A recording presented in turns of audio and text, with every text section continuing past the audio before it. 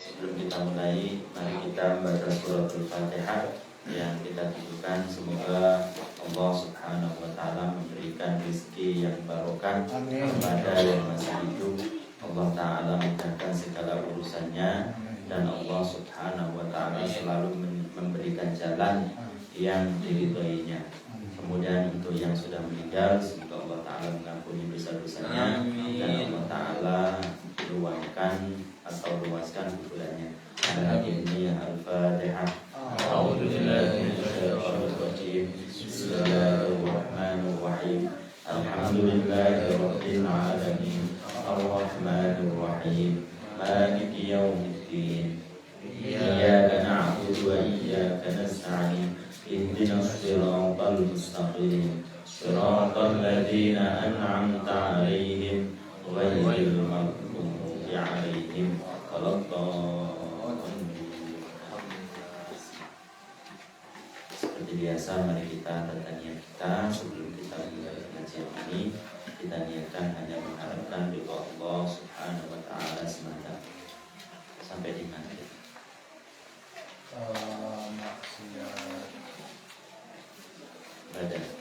Maksiat badan ya. Sudah, tapi udah sampai 182. terakhir 23 Bertato kemarin. meninggalkan suatu kewajiban dan melaksanakannya. Bismillahirrahmanirrahim. Termasuk maksiat badan itu di sini dijelaskan meninggalkan sebuah kewajiban atau melaksanakannya disertai meninggalkan salah satu rukun, syarat, atau melakukan perkara yang membatalkannya. Termasuk dari maksiat badan itu adalah meninggalkan kewajiban. Kewajiban apapun, entah itu sholat, entah itu puasa, dan lain sebagainya. Maka termasuk maksiat kalau seseorang itu meninggalkannya, ataupun tidak meninggalkannya, tapi mengerjakannya. Cuma ada beberapa rukun atau beberapa syarat yang ia tidak lakukan. Entah itu karena faktornya adalah tidak mengetahui, makanya kan disyaratkan, diharuskan bagi seseorang tersebut untuk belajar ilmu agama, untuk belajar bagaimana dia itu sholat dengan benar, karena di sana ada syarat, rukun, ya kan? Ada perkara yang membatalkan. Juga tentang masalah puasa yang benar, karena di sana ada syarat, rukun, dan perkara yang membatalkan. Jadi meskipun secara zahir dia melakukan sholat, takbir, kemudian berdiri, kemudian rukuk, kemudian sujud, tapi ada perkara yang dia tinggalkan. Seperti umpamanya yang ia tinggalkan itu adalah membaca Al-Fatihah dengan benar, atau yang dia tinggalkan itu adalah tidak sujud atau tidak tumakninah. Kelihatannya dia mengerjakan, tapi hakikat sebenarnya menurut Islam itu tidak mengerjakan. Jadi secara zahir, secara kasat mata dia melakukannya, tapi itu tidak dihitung. Kenapa? Karena syarat rukunnya tidak terpenuhi. Karena syarat rukunnya tidak terpenuhi, makanya di sini disebut dengan maksiat badan, karena belum melaksanakannya. Meskipun seakan-akan secara kasat mata dilihat dia itu ke musola, dilihat dia itu ke masjid untuk melaksanakan rukuk, takbir, takbiratul ihram, sujud, dan lain sebagainya.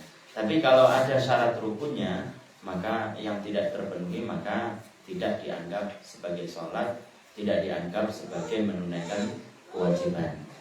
Makanya kan kita harus tahu apa sih syarat-syarat yang ada pada sholat itu, apa sih rukun-rukun yang ada pada sholat tersebut, apa sih perkara-perkara yang membatalkan sholat tersebut. Begitu juga puasa, apa sih rukun-rukun dalam puasa tersebut, apa sih syarat-syarat dalam puasa tersebut, apa sih perkara-perkara yang membatalkan puasa tersebut.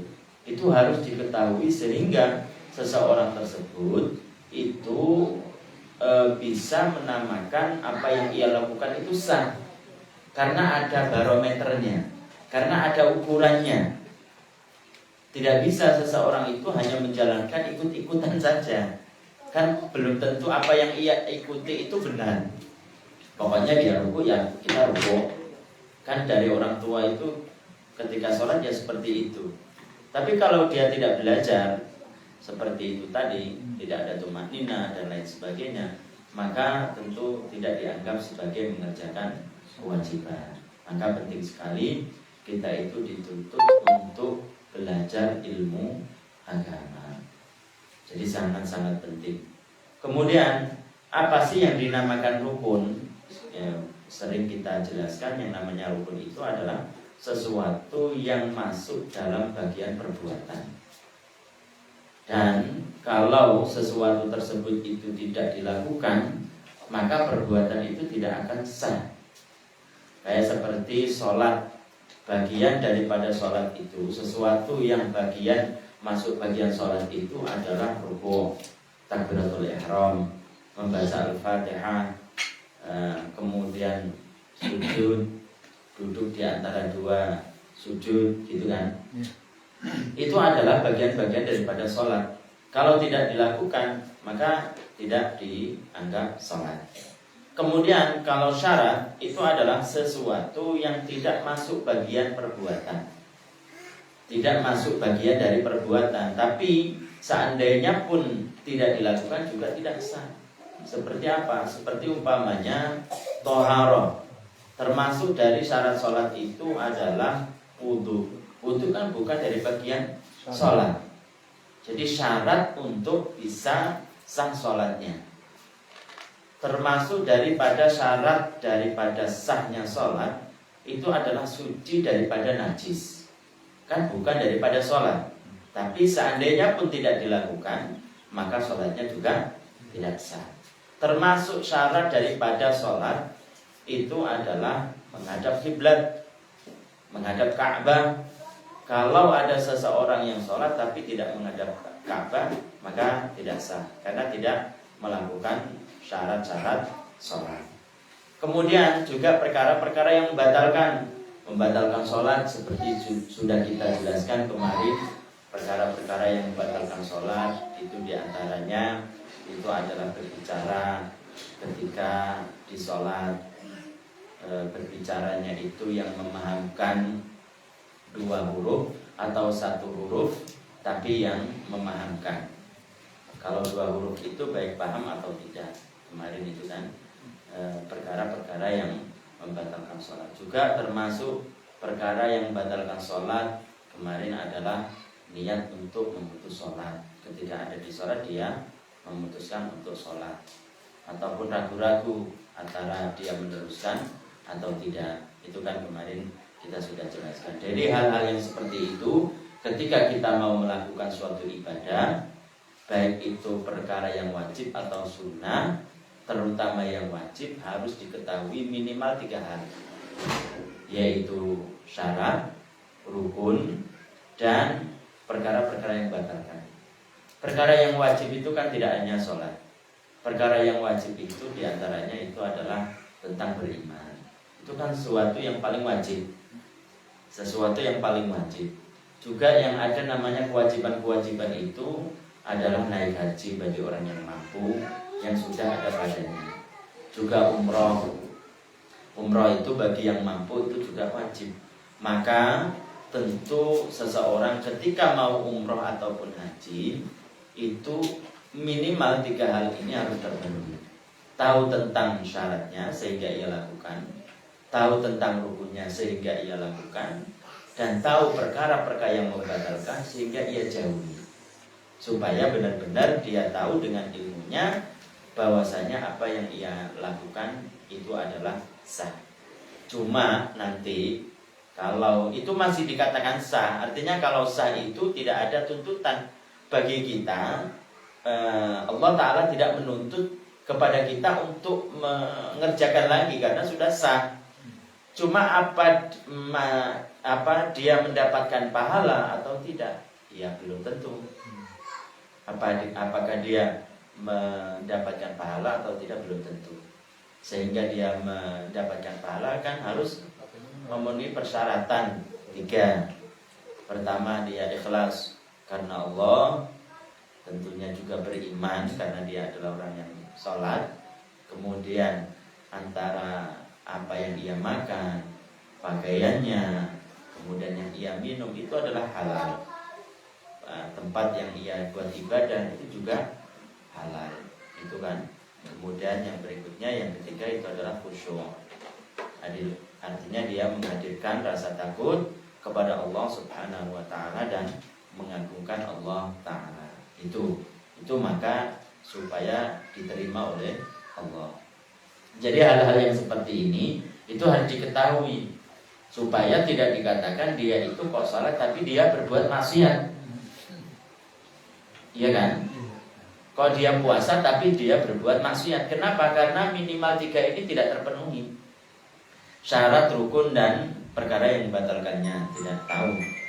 Kemudian yang berikutnya adalah termasuk maksiat badan itu adalah meninggalkan sholat Jumat padahal wajib baginya meskipun ia mengerjakan sholat zuhur. Orang yang wajib sholat Jumat itu diantaranya adalah orang yang mukim, orang yang ada pada di suatu tempat itu niat untuk 4 hari penuh, atau dia memang faktanya sudah 4 hari penuh atau lebih. Jadi orang atau lebih itu kayak seperti kita, kayak seperti umpamanya saya, umpamanya atau siapa gitu, meskipun bertahun-tahun tapi tidak ada niatan untuk berdomisili di suatu yang ia tempatin tersebut, maka statusnya adalah mukim. Maka kalau dia itu adalah orang yang mukim, wajib bagi dia untuk melaksanakan sholat. Sholat apa? Sholat Jumat. Tidak boleh meninggalkannya meskipun dia itu sholat zuhur diganti dengan sholat zuhur. Berbeda kalau dia itu adalah orang yang masih ada di perjalanan, musafir, meskipun sudah ada di suatu tempat 2 hari, tapi tidak ada niatan untuk menempat di suatu tempat yang ia tempatin tersebut melebihi dari 4 hari penuh. Maka statusnya itu adalah musafir. Maka tidak ada bagi dia untuk melaksanakan kewajiban sholat Jumat. Hanya diwajibkan bagi dia sholat zuhur. Jadi begitu. Kemudian yang berikutnya adalah penduduk suatu kampung misalnya meninggalkan sholat berjamaah dalam sholat 5 waktu. Jadi ini yang paling harus ditekankan. Jadi jika dalam suatu daerah tersebut itu tidak nampak syiar tentang ada namanya sholat jamaah, maka penduduk kampung tersebut itu berdosa. Atau sudah melaksanakan tapi apa? Tapi syiar itu apa ya? Gembita apa gimana istilahnya? Oh, tahu orang ini adalah ciri khas orang Islam. Oh, orang tahu bahwasanya ini adalah ciri khas Islam. Gitu. Sampai benar-benar syiarnya itu kelihatan. Jadi kan kemarin kita menjelaskan bahwasanya jika suatu daerah tersebut supaya nampak syiarnya itu butuh untuk 2 tempat untuk melaksanakan sholat jamaah, maka ketika hanya dilaksanakan 1 tempat sehingga tidak nampak syiar, maka tidak gugur, tetap berdosa.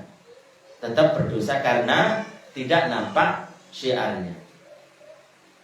Tapi kalau hanya di tempat itu bisa nampak, hanya dilakukan 1 tempat, sudah nampak karena kecil memang mungkin tempatnya, maka itu sudah mencukupi kalau sudah ada sholat jamaah. Jadi kalau umpamanya sudah nampak syiar, kemudian dia meninggalkan sholat jamaah, maka tidak berdosa, karena itu hukumnya fardu kifayah. Gitu. Jadi ukurannya adalah sampai benar-benar nampak bahwasanya ini adalah ciri khas Islam. Apa itu sholat jamaah? Sampai orang tahu seperti itu.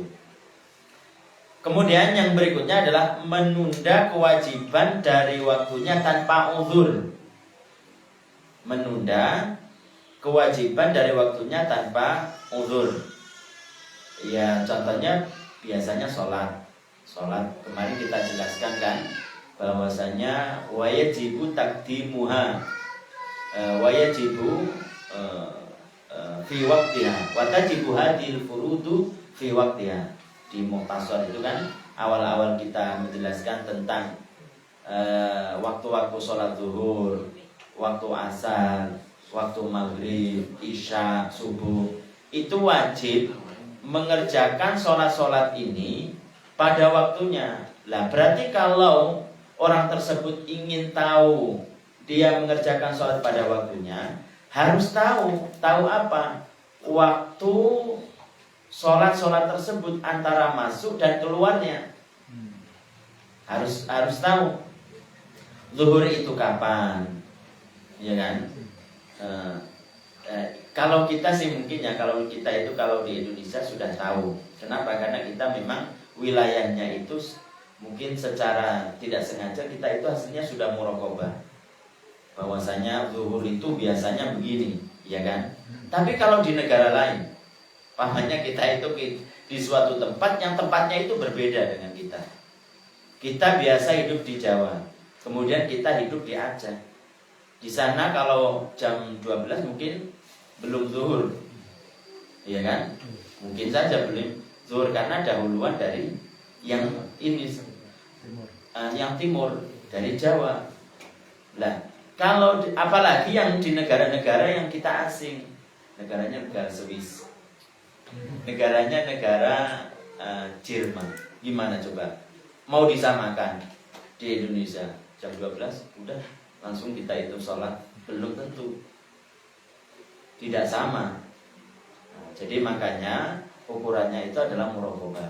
Tapi kalau kita itu secara tidak sengaja itu kita udah menjadi kebiasaan kita tahu bahwasanya waktu matahari ada di tengah langit itu jam sekian. Jadi ketika sudah jam 1 udah yakin bahwasanya sudah masuk. Udah, itu jadi. Tuh. Jadi ketika seseorang itu mengerjakan sholat tapi di luar waktunya, atau yang di sini dijelaskan adalah menunda sholat sampai keluar waktunya.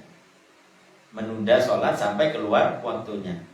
Sholat zuhur itu kan mulainya dari bergesernya matahari dari tengah langit sampai bayangan suatu benda sama dengan bendanya ditambah waktu istiwa. Masih ingat ya?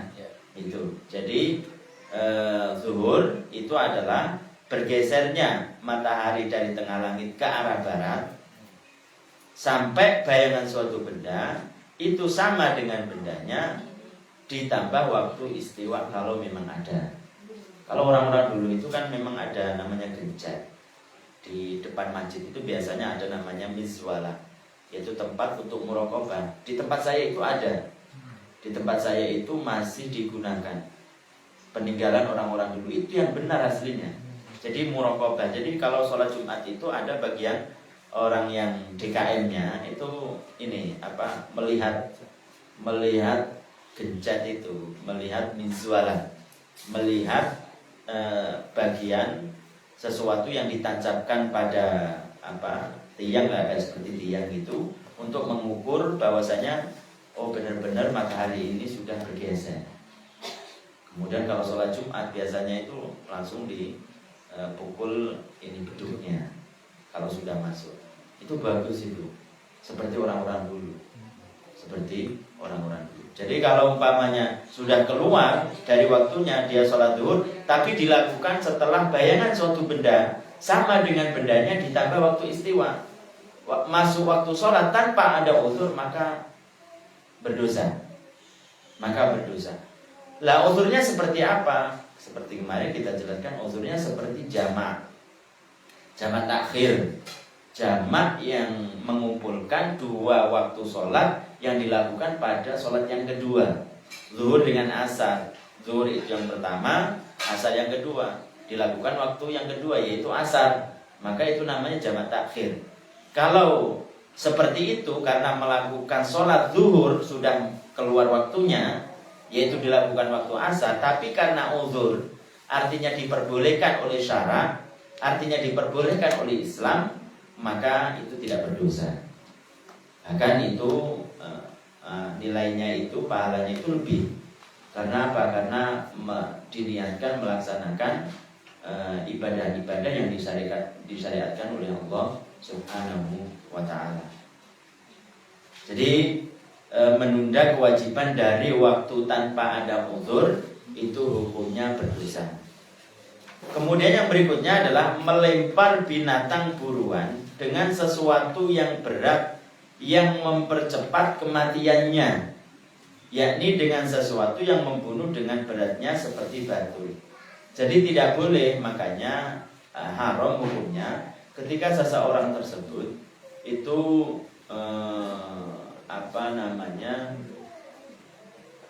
hayawan itu sebagai sasaran lemparan, latihan dan lain sebagainya, maka tidak boleh. Karena ketika makanya ketika di dalam fikih itu, ketika seseorang tersebut itu mau menyembelih binatang, hayawan yang mau ia makan seperti kerbau, seperti ayam umpamanya, maka disunnahkan untuk ditajamkan. Hikmahnya? Karena dikhawatirkan hayawan tersebut ketika disembelih mati itu bukan karena tajam, tapi karena tumpulnya. Bisa saja karena kuatnya dia dia menggorok dari hewan tersebut, dia mati duluan. Karena apa? Karena tumpulnya, bukan karena tajamnya. Dikhawatirkan begitu. Kalau binatang tersebut itu mati karena tumpulnya, jadi dia mati duluan sebelum terpotong daripada hulkum awil mari atau jalan pernafasan atau makan minum, maka itu hukumnya seperti bangkai. Maka itu hukumnya seperti bangkai. Makanya itu kayak seperti dalam fikih-fikih itu disebutkan ketika ada hewan seperti ayam tertabrak. Itu kan gimana itu kalau masih ada tanda-tanda kehidupan, bergerak dengan darahnya yang mengucur deras. Kalau ketika disembelih, berarti itu dia mati karena sembelihan. Tapi kalau sudah nggak bergerak sama sekali, tapi dia kelihatan karena pengen makan ayam umpamanya gitu, akhirnya disembelih dia. Matinya itu bukan karena sembelihan, tapi karena tertabrak. Maka itu hukumnya bangkai. Itu seperti itu. Menjadikan binatang sebagai sasaran memanah. Binatang yang masih hidup itu dijadikan sasaran untuk latihan manah. Kalau kita kan biasanya sasaran untuk manah itu bukan itu kertas atau sesuatu yang khusus untuk dijadikan tempat untuk memanah. Tapi ini enggak, dia itu pakai hewan gitu. Itu tidak boleh, haram hukumnya. Kemudian perempuan yang berada di masa iddah tidak menetapi tempat tinggalnya tanpa uzur. Jadi kan setiap perpisahan yang karena sudah berhubungan suami istri itu kan ada iddah, baik itu tolak dan lain sebagainya.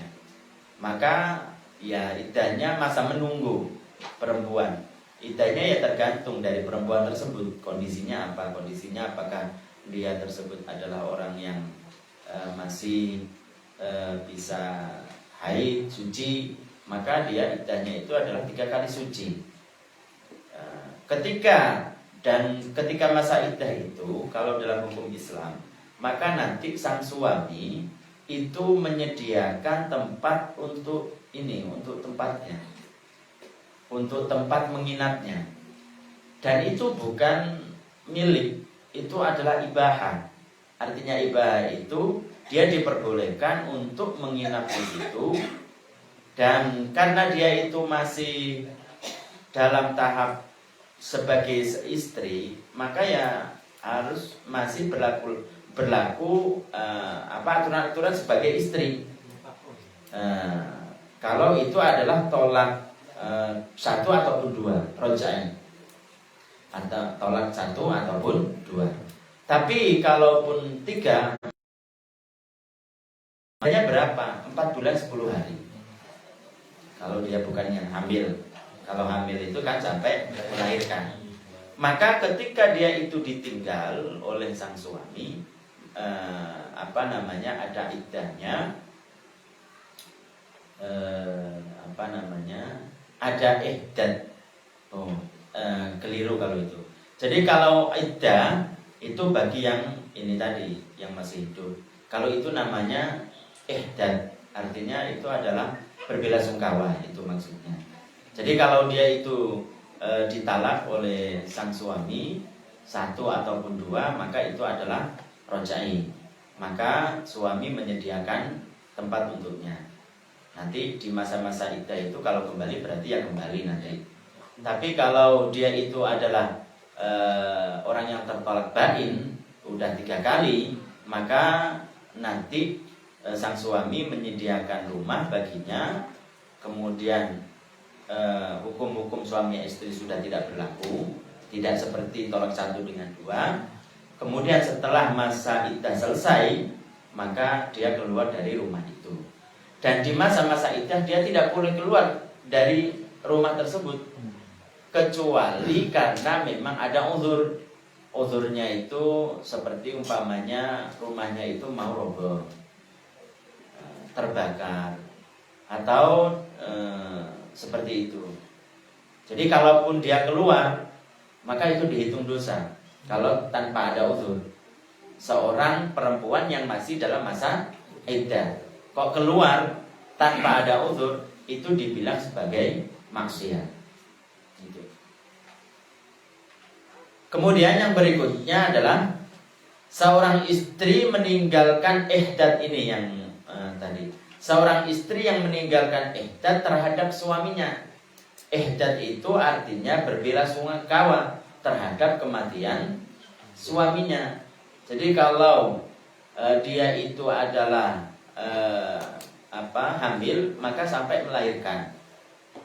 Kalau dia itu tidak hamil, maka 4 bulan 10 hari. Maka dia tersebut diharuskan, diwajibkan untuk ihdat, berbelasungkawa. Berbelasungkawa itu apa? Meninggalkan sesuatu yang dianggap berhias. Meninggalkan sesuatu yang dianggap berhias. Orang suaminya baru meninggal, dia langsung dandan, langsung bersolek, pakai pakai baju-baju baru. Nah seperti halnya kan seperti bersyukur. Cari yang baru gitu kan. Ya, enggak boleh. Dan meninggalkan sesuatu yang dianggap bersolek itu tidak warna tertentu. Artinya biasanya orang kan kalau umpamanya meninggal suami pakai pakaian hitam. Iya kan? Pakai pakaian hitam. Pakaian hitam pun kalau dianggap itu bersolek tetap nggak boleh. Tetap tidak boleh, haram hukumnya. Paham ya? Jadi meninggalkan sesuatu yang dianggap bersolek, berhias karena kematian suami. Dan bagi istri sampai kapan? Kalau dia tidak hamil, maka 4 bulan 10 hari. 4 bulan 10 hari. Tapi kalau dia itu hamil sampai melahirkan. Iya. Dan tidak termasuk ihdat dalam syara itu adalah meninggalkan berbincang-bincang kepada orang lain. Itu bukan termasuk ihdat dalam syara. Ketika ada orang bertamu, assalamualaikum, gak dijawab, karena dia masih dalam keadaan berkabung. Karena dia masih dalam berkabung, dia tidak mau menjawab. Saya masih berkabung, saya masih dalam keadaan berbelasungkawa. Enggak termasuk. Jadi boleh perempuan yang ditinggal meninggal oleh suami untuk berbicara dengan orang lain. Ya tentunya dengan batasan-batasan menutup aurat, kemudian kata-katanya juga kata-kata yang baik, tidak kholwah dan lain sebagainya. Itu. Jadi tidak termasuk dari berbelasungkawa menurut Islam, dia tidak mau berbicara dengan orang lain. Paham ya? Itu. Kemudian mengotori masjid dengan benda najis dan mengotorinya meskipun dengan benda suci. Tidak boleh ketika seseorang itu ada di masjid. Masjid itu adalah tanah yang dikawakafkan. Itu namanya masjid. Meskipun belum berbentuk bangunan, maka itu hukumnya seperti halnya masjid. Maka hukum-hukum yang berlaku pada masjid yang sudah dibangun itu juga berlaku pada tanah yang diperuntukkan untuk wakaf itu. Tidak boleh, diantaranya adalah hukum-hukumnya adalah tidak boleh mengotorinya. Mengotori dengan barang yang suci aja gak boleh. Makan di masjid, tapi berserakan. Seandainya makan aja di situ, sekira menjaga kebersihan, boleh-boleh saja. Tapi kalau sampai berserakan, kemudian mengotorinya, itu haram. Itu hukumnya haram. Apalagi kalau mengotorinya dengan perkara yang najis. Meskipun diwadahi kencing, diwadahi plastik, tapi di masjid, itu dia tidak boleh. Kemudian yang berikutnya adalah menunda-nunda ibadah haji setelah mampu hingga ia meninggal. Jadi ibadah haji itu kewajibannya itu alat tarohi. Kewajibannya itu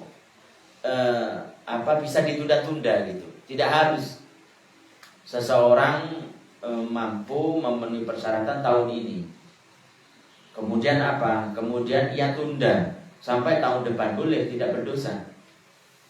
Cuma dia itu nanti dihukumi berdosa kalau dia meninggal dan belum sempat untuk melaksanakan haji.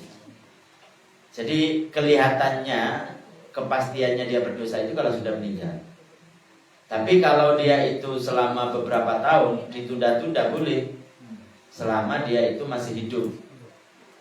Saya udah mampu ini umur 25 tahun. Saya tundalah sampai benar-benar 40 tahun biar benar-benar khusyuk umpamanya. Boleh. Tapi kalau sudah meninggal, terlanjur dia itu sudah meninggal, belum sempat melaksanakan haji, maka disitulah dia berdosa. Disitulah dia berdosa. Jadi menunda-nunda ibadah haji setelah mampu hingga ia meninggal. Jadi gitu, menunda boleh, artinya tidak berdosa, baru dihukumi berdosa kalau dia meninggal belum sempat melaksanakan haji. Kemudian yang berikutnya adalah berhutang bagi seorang yang tidak memiliki harapan untuk bisa melunasi hutangnya. Nekat modelnya. Nekat, nggak punya sesuatu yang dibuat untuk membayar. Orang punya panenan. Panenan itu diperkirakan sekian. Dia hutang, ya nggak masalah, nggak berdosa. Tapi kalau dia modelnya nekat, tidak punya barang yang dibuat untuk membayar, masih tetap berhutang, dia berdosa. Kecuali nanti hutangnya dari sumber yang jelas, yaitu sumber yang jelas itu maksudnya ya dia punya tanah, dia punya gaji dan lain sebagainya.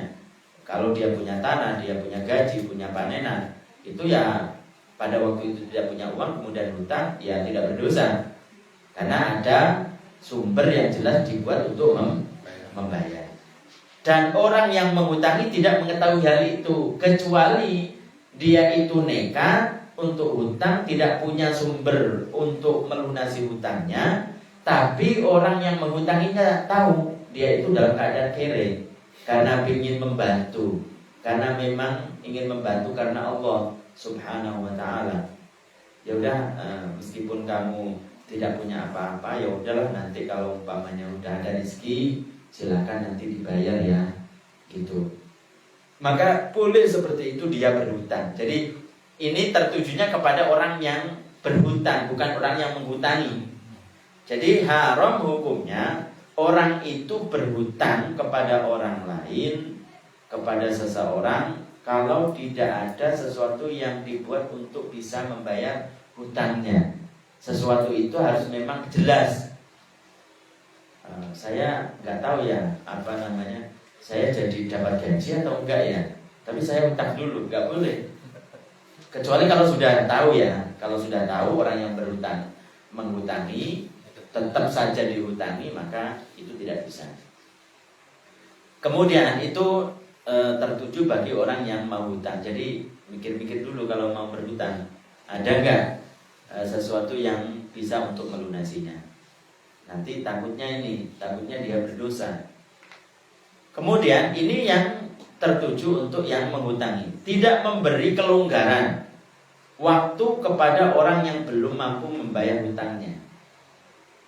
Muksir. Begitu juga bagi orang yang menghutangi. Jadi awalnya ada si Bakar hutang kepada si Zaid. Si Zaid ini orang yang kaya, menghutangi. Ya udah, saya hutangi kamu tempo 1 bulan. Tiba 1 bulan, si Bakar tadi tidak punya apa-apa, tidak punya apa, benar-benar tidak punya apa-apa untuk melunasi. Awalnya itu panen biasanya yang dibuat untuk melunasi panenan itu ternyata gagal panen. Maka dan tahu itu si orang yang menghutangi. Sudah tahu, dia berusaha untuk nagih terus menerus, dimanapun dia itu berada, diikutin dia. Bahkan pakai jasa orang yang dibuat untuk menakut-nakuti, maka haram. Meskipun tidak pakai jasa untuk menakut-nakuti supaya membayar, kok tahu permasalahan dia itu tidak kuat untuk membayar, kok dipaksa, maka orang yang menghutangi tadi berdosa. Betul, lihat. Coba dalam hukum Islam itu ada hukum-hukum yang ditujukan kepada orang yang menghutangi, dan ada hukum-hukum yang ditujukan kepada orang yang berhutang, supaya semuanya itu bisa menjaga diri mereka sendiri. Orang yang berhutang tahu kapan dia harus berhutang. Orang yang menghutangi, dia tahu kapan dia harus menagih, meminta hutangnya, tahu dia. Kan tujuan orang menghutangi itu kan untuk membantu, bukan untuk menyempitkan hidupnya. Ya udah, hutang, kamu boleh hutang 1 juta tapi kembalikan 10 juta ya. Gimana itu? Ya Allah. Kalau dalam Islam hal seperti itu kan riba itu. Riba qard. Termasuk dosa paling besar itu syirik. Yang kedua itu adalah riba. Yang kedua itu adalah sihir. Yang ketiga adalah membunuh orang muslim yang tidak dibenarkan. Yang keempat itu adalah riba, termasuk dosa besar. Tujuan orang menghutang itu adalah membantu, bukan untuk menjerat, untuk mencekik kehidupan orang itu, bukan. Kalau seperti itu, orang yang punya uang itu karena urusannya itu adalah akhirat, dengan dia menghutangi itu kan berarti dia itu telah mengambil ladang untuk disimpannya di akhirat nanti, kan begitu. Apalah gunanya ketika seseorang tersebut itu kaya, kemudian dia itu rentenir, hutang, dia kaya karena hutang tersebut yang tidak dibenarkan oleh syarat. Apalah gunanya? Bahkan itu akan menjerat dia di akhirat nanti. Jadi tujuan menghutang itu adalah untuk membantu, meringankan, bukan sebaliknya. Itu kalau dalam Islam begitu. Kemudian yang berikutnya, memberikan harta untuk berbuat maksiat.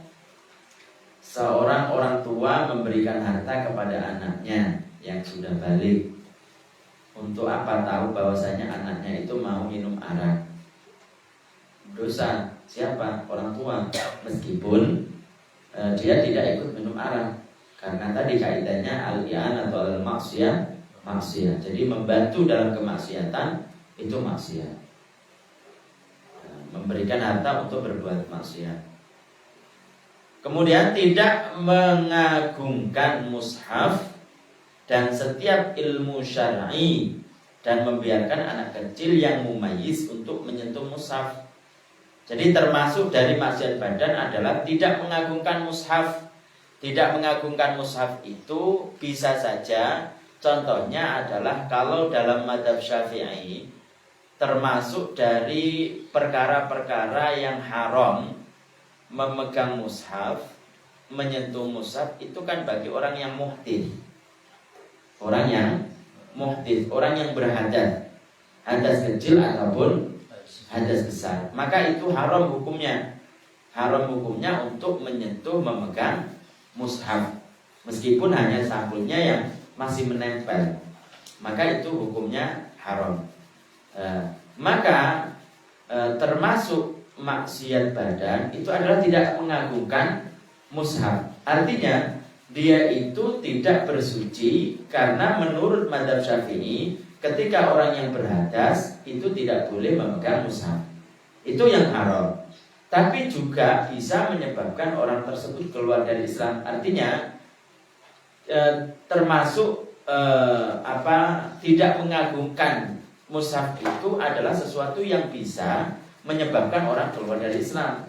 Seperti apa? Seperti dia itu menginjak Al-Quran, atau membuang mushaf di tong sampah, atau di tempat yang menjijikkan. Maka ini bentuk dari contoh yang tidak mengagungkan mushaf, yang bisa menyebabkan orang tersebut keluar dari Islam. Jadi tidak mengagungkan mushaf itu bisa haram, tidak keluar dari Islam. Seperti contoh tadi, ketika orang muhdits, orang yang berhadas, menurut Syafi'iyah itu harus suci dulu, baru dia boleh menyentuh, memegang mushaf. Kalau dia menyentuh, maka itu contoh tidak mengagungkan mushaf, tapi hanya haram.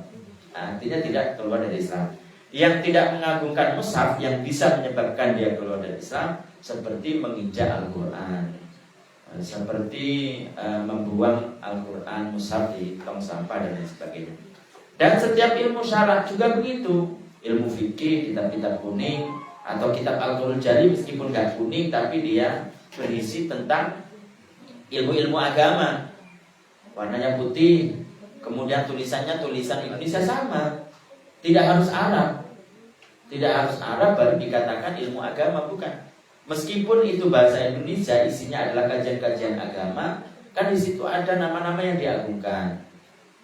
Kajian-kajian yang itu datang dari baginda Nabi Muhammad Sallallahu Alaihi Wasallam, maka tidak boleh, hukumnya sama.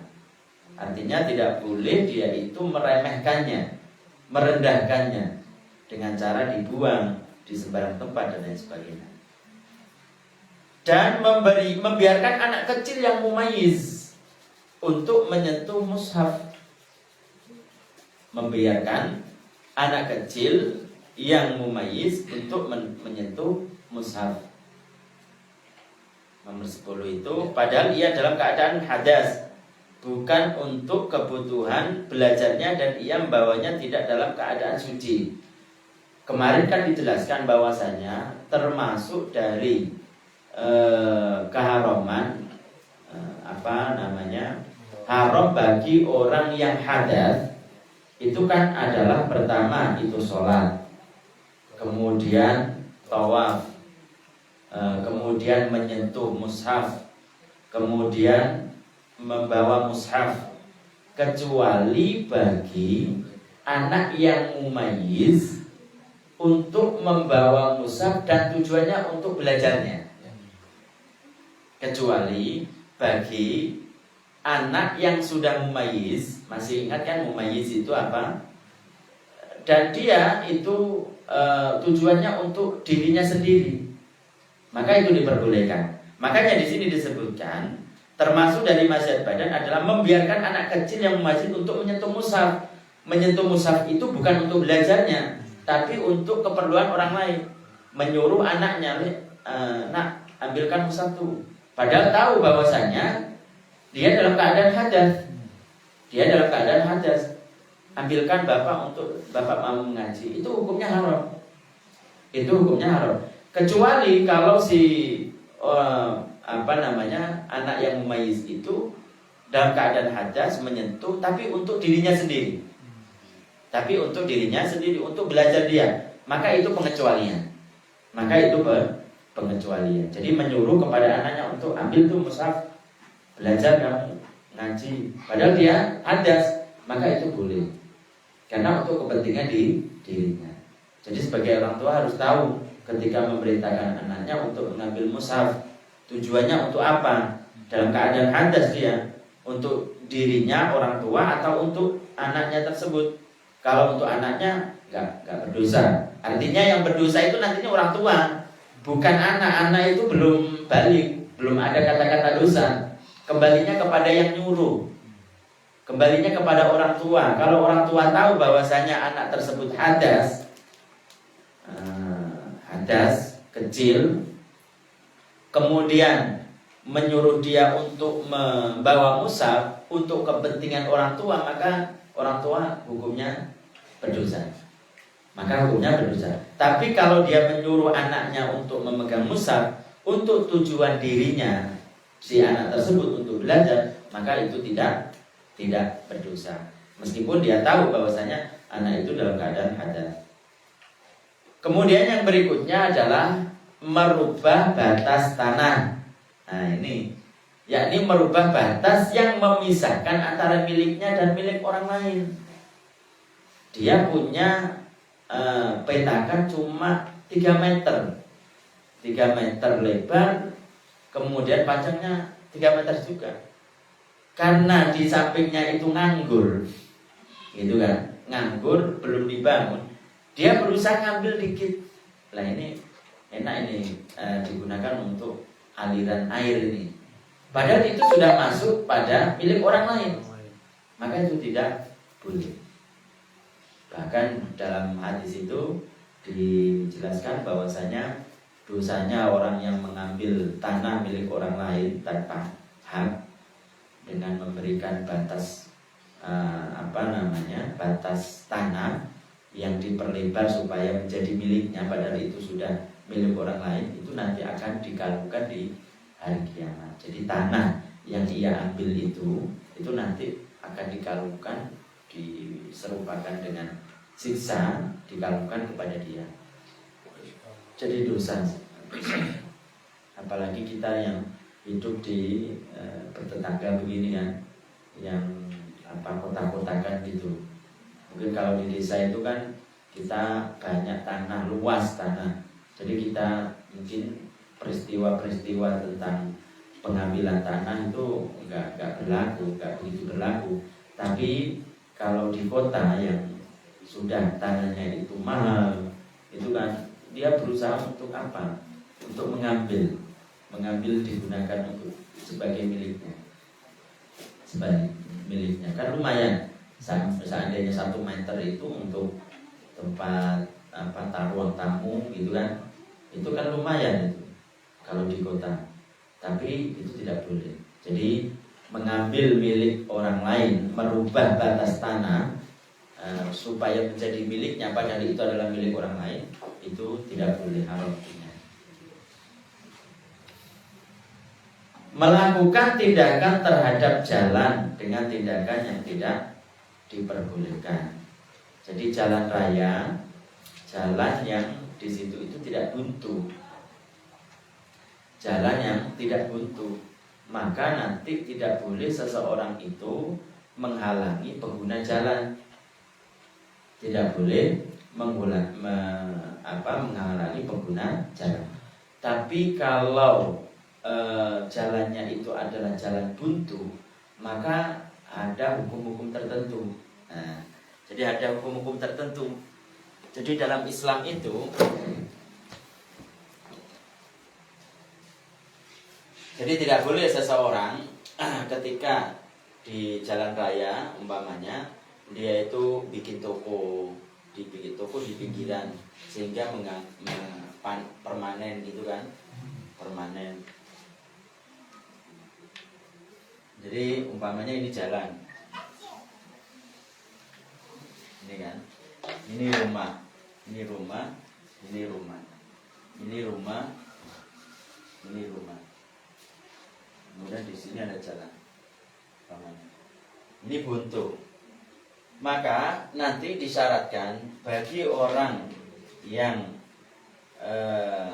ada di rumah ini yang pintunya itu langsung ke jalan, pintunya langsung ke jalan, mau berbuat sesuatu, entah itu memindah memindah pintu dari sebelah kanan ke kiri dan lain sebagainya, karena langsung pintunya itu menuju ke jalan, maka harus izin kepada orang ini.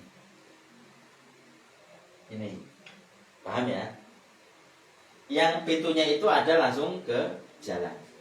Jadi bagi yang sini itu harus izin dengan yang sini. Ya, paham ya? Jadi mau berbuat sesuatu yang di situ berurusan dengan jalan, maka termasuknya adalah memindah pintu dari awalnya yang sebelah kanan kemudian sebelah kiri umpamanya, maka harus izin ini ke ini bagian ini, paham ya? Begitu juga yang ini, yang di sini.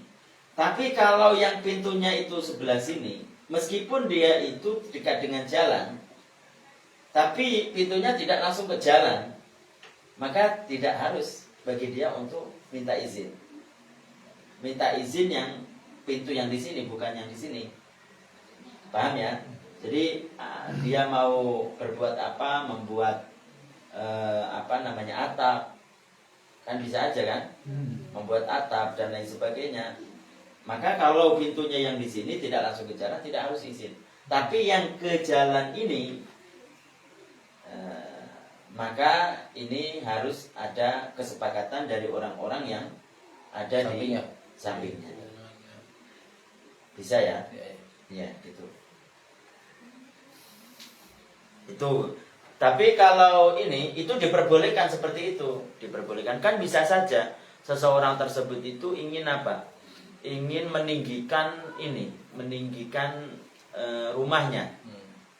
Kemudian di bagian yang ketiga atau lantai yang ketiga dia menjulangkan rumahnya ke arah jalan.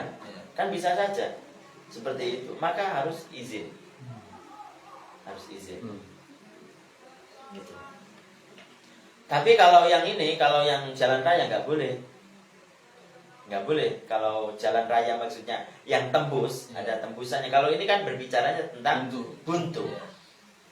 Kalau yang nggak boleh. Gitu. Kemudian yang berikutnya adalah jadi tidak boleh melakukan tindakan terhadap jalan dengan tindakan yang tidak diperbolehkan. Itu nomor 3 itu kan yang membahayakan orang yang lewat. Orang-orang yang lewat. Jadi itu hukumnya kalau jalan tersebut itu adalah jalan raya. Tapi kalau jalannya itu adalah jalan buntu, itu hukumnya seperti ini. Kemudian yang berikutnya adalah menggunakan barang pinjaman dalam kegunaan yang tidak diizinkan. Menggunakan barang pinjaman dalam kegunaan yang tidak diizinkan. Mobil itu biasanya kalau Avanza ukurnya 6. Isinya 6 kan. Diisi berapa? 20. Tidak boleh. Baju pinjam ke tetangga, dibuat untuk dipakai. Tahu-tahu hari keesokannya dibuat untuk kaset, untuk melap. Nggak boleh. Kuda atau motor biasanya dibuat untuk 2 orang, dipakai untuk 3 orang. Tidak boleh. Jadi tidak boleh seperti itu. Menggunakan barang pinjaman yang dalam kegunaan yang tidak diizinkan. Jadi harus diperhatikan. Menambah perempuan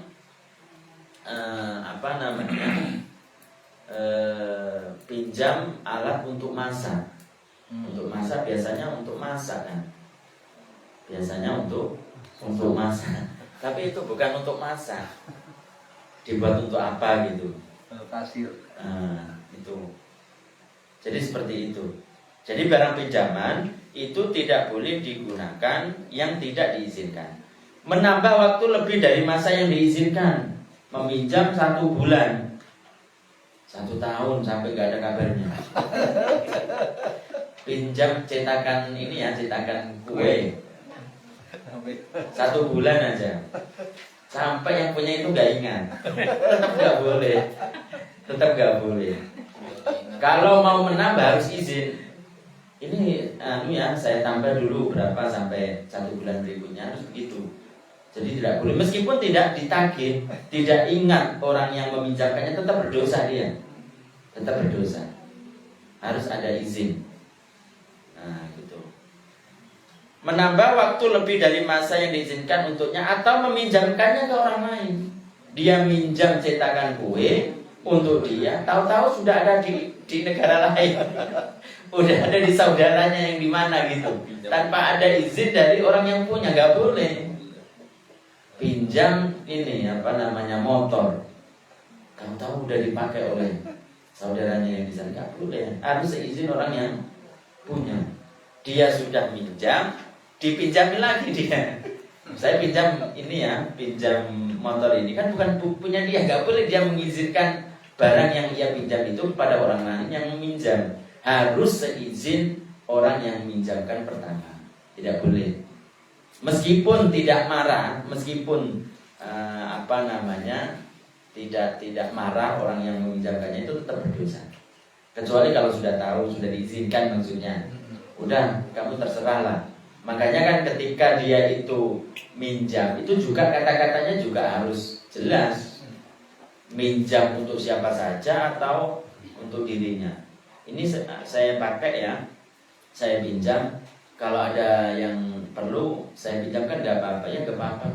Kayak seperti kita, dan kita kan begitu, masya Allah, boleh-boleh saja. Jadi awalnya yang menggunakan satu jadi satu kampung, itu ya masya Allah boleh, karena sudah tahu diizinkan oleh orang yang meminjamkannya. Mungkin itu saja yang bisa disampaikan, kurang lebihnya minta maaf. Kita akhiri, wassalamualaikum warahmatullahi wabarakatuh. Waalaikumsalam.